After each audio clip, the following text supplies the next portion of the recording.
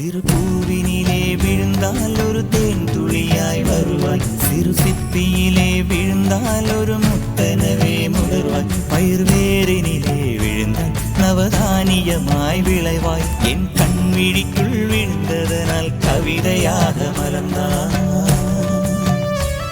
அந்த இயற்கை என்னை படைத்த ஒரு பெரிய ஷவர் இது, அட இந்த வயது கழிந்த பிறகெங்கு நனைவது, இவள் கண்ணி என்பது இந்த மழை கண்டறிந்து சொல்லியது. சக்கரவாகமோ மழையை அருந்துமாம், நான் சக்கரவாக பறவையாவேன்.